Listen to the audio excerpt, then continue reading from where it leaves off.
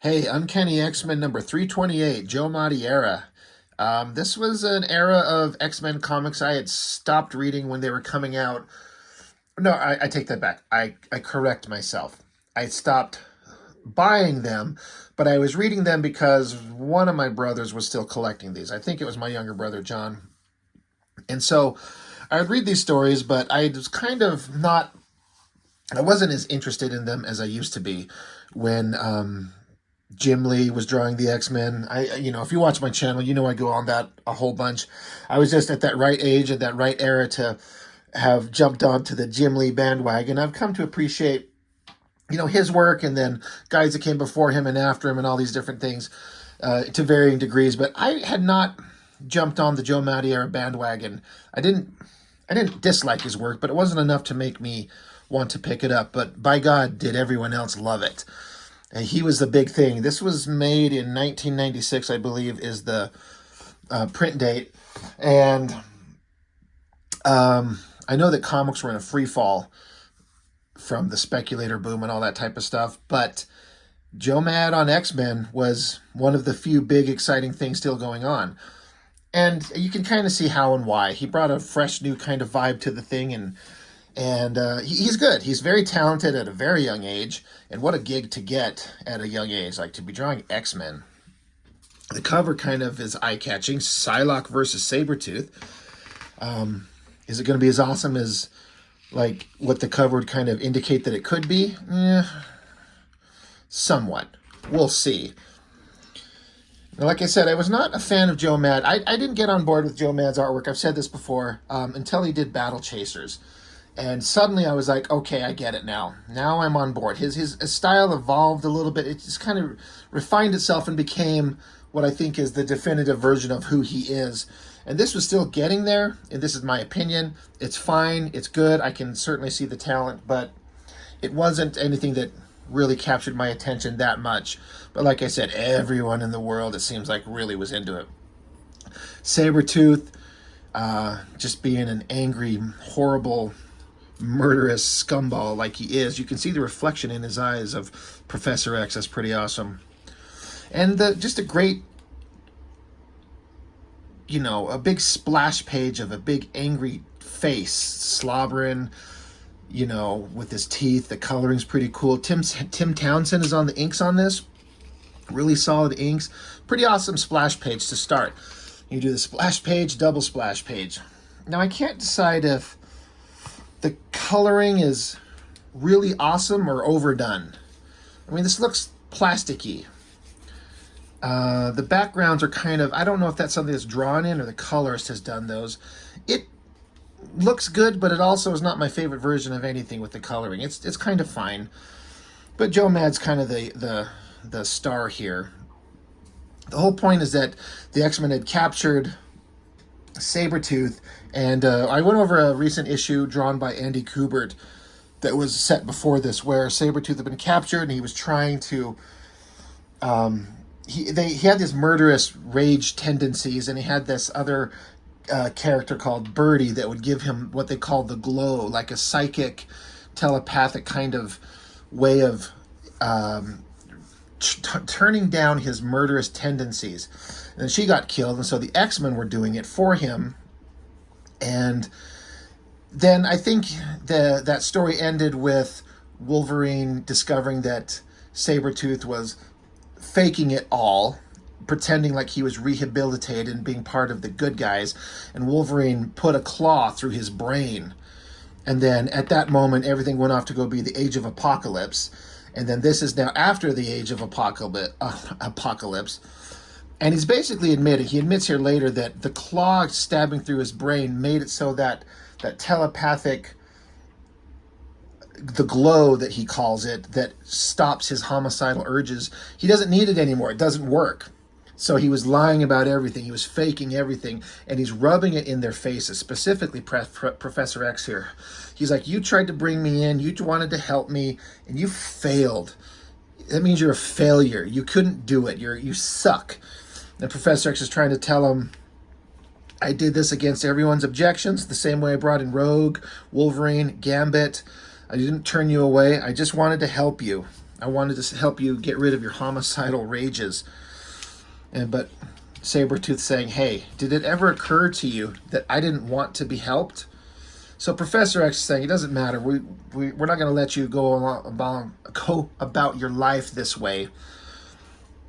But Sabertooth is like, I just want to rip your head off. And then off to the side, you see Bishop pointing a gun. And we're seeing that we didn't see before, but Bishop and Cyclops are in the same room. And Bishop, I think rightfully so, just wants to just end Sabertooth. I mean, I say rightfully so. I mean, I understand it.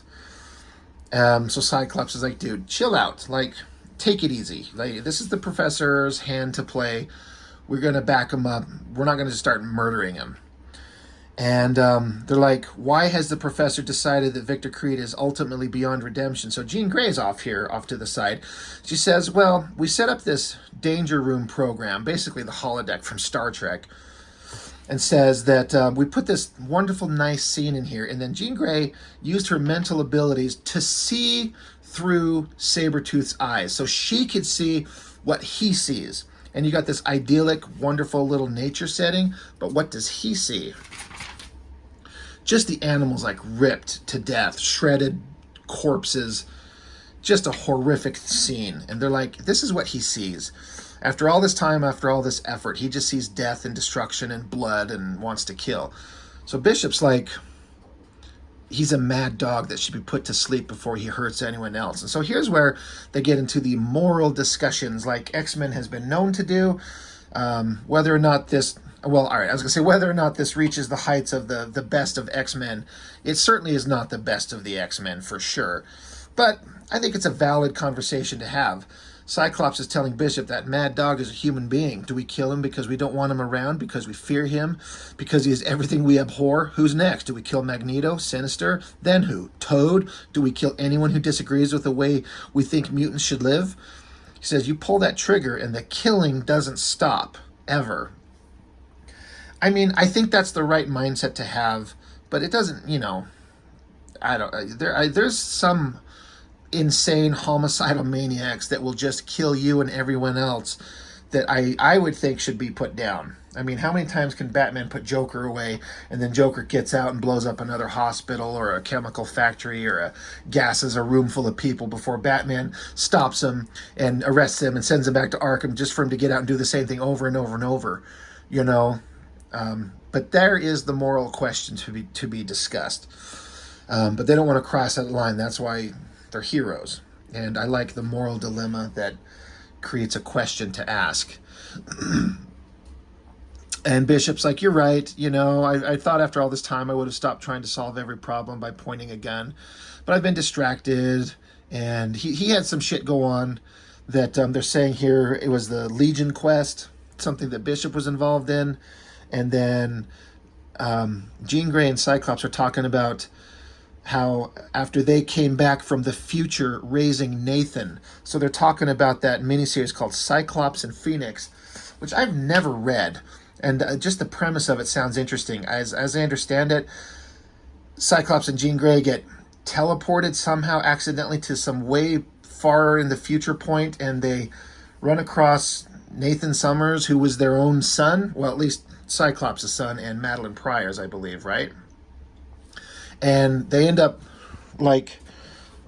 raising Nathan, who becomes Cable in the future, and then Cable, of course, comes back in the past. I've never read that series, and actually the premise sounds interesting. I've just never ran across it. I mean, I could certainly seek it out. Maybe I will one of these days. Anyway, they went through all this different stuff. Of course, as the X-Men do, there's always kinds of dramatic stuff that they're going through, and they're like, how do we deal with this? How do we go on when all our lives are just horrible things that happen? But we have to keep up with the fight. We have to keep up with the struggle, and we have to just believe in each other. Isn't that adorable? So we're back with Sabertooth and Professor X, and they're just having it out. Sabertooth is just mocking the professor, telling him, like, you failed, you're no good, you couldn't do it, you're trapped, you're stuck in your ways, you couldn't help me. And Professor X starts yelling at him, and Sabertooth's just loving it. And Professor X is right, you know, maybe I couldn't help you, but it doesn't mean you get to be absolved of your crimes against humanity. So he gets a communication from Valerie Cooper, who's, I believe, she was at least at one point. I assume she still is here. She's part of the government. She led the current version of X Factor, and they're basically going to turn Sabertooth over to her, to the government, so he can be imprisoned and charged for the crimes that he's done. Because Professor X couldn't help him, it's time to hand him off to the authorities and put him away. So Professor X is not happy, though. He doesn't like that he kind of failed this situation. So he goes off, and Sabertooth is laughing. He's like, hey, you know, when you finally wake up from your dream, I'm still going to be here, and laughs and cackles at him. Professor X, he's pretty pissed off that it's like Sabertooth is getting to him. He's affecting the way that the Professor X thinks about this, and he's not dealing with it very well. He's not hiding his frustration very well. Come back to where Cyclops and Phoenix are, you know, they show up, and he's like, oh, you guys were, Professor X is saying, you were watching, how much did you see? And Jean Grey's like, enough to know that may have been the hardest thing you've ever had to do, Professor. You never claimed that it was possible to help everyone, but, you know, you're trying. Professor X is saying he wasn't the first mutant I ever took a risk on. He won't be the last. And then he says, until then, Jean, if you're looking for someone to pity, save it for Sabertooth. Now, if you'll excuse me, I believe we all have work to do. So Professor X is pissed. Back to Sabertooth. He's in the danger room, locked down. The lights are out, or the lights are on, but then they go out. And then I didn't know who this was at first glance. I had to read it because I'm like, this doesn't look like anybody I know, but it's Boom Boom from the New Mutants. Remember what she looked like when Liefeld was drawing her? I could show you right here because I was kind of stupid and I found a second printing copy. That's Boom Boom by Liefeld right there. That's her now. Much better version. Joe Mad makes her look pretty good. Though she almost, the way the coloring is kind of done here, it almost looks like she's only wearing a jacket. It almost looks like she's got nothing on her lower body. And I like the kind of different display of her powers. Like there are these energy spheres that she can count down and explode. The coloring sucks on those. That looks flat and stupid. But the concept that they just kind of like hover around her and she can control them, I don't think I've ever seen them portrayed that way before. So it's just an interesting way to render her mutant abilities. But apparently during his supposed rehabilitation, she kind of backed him up and supported him and believed in him when everyone else wouldn't. And she found out that he's just been faking it all, and she's mad that she's been lied to. And so she shows up to talk to Sabertooth, and then Psylocke shows up. She's on the outside of the danger room watching from, you know, through the glass wall. Now, for as much as I've said, like, I don't like Joe Mad's artwork as much. Like, he's clearly extremely talented, and he's very good. This is not a style that I liked that much at this point. That is a great drawing of Psylocke. Like, that is really good. The power, the seriousness, the long flowing hair. I love the use of the classic ninja uniform that I assume was designed by Jim Lee. And if he didn't design it, he certainly made it popular. So great drawing, like, and the page layout, it looks really good, really slick. But she, you know, she's observing, and she's like, I should get Boom Boom out of there. She shouldn't be messing with Sabertooth. But she spent a lot of time nursing Creed back to health. This must be devastating, so she's going to give her a moment to have her say to Sabertooth. Meanwhile, Sabertooth is just mocking her. He's like, who, I lied to you? Golly, I wouldn't do such a thing. So she slaps him. She's yelling at him for how she tried to back him up when everyone else had written him off. She's like, for God's sake, I brought you a bowl of milk every night for 3 weeks. He's like, well, yeah, that makes you an idiot, doesn't it? Good drawings here. And so she's so mad, but she's walking away. She's not letting it get to him. So Psylocke is observing this, and she's like, good. Don't let him get under your skin. Don't allow him to use you any more than he already has. So he, like, starts getting personal with her about how she's a trailer park scum, white trash loser. And that gets to her. She's like, what did you say? Good angle, good shot on her face and kind of the highlights on her with her powers. And her little energy balls are getting energized, fiery, like they're powering up.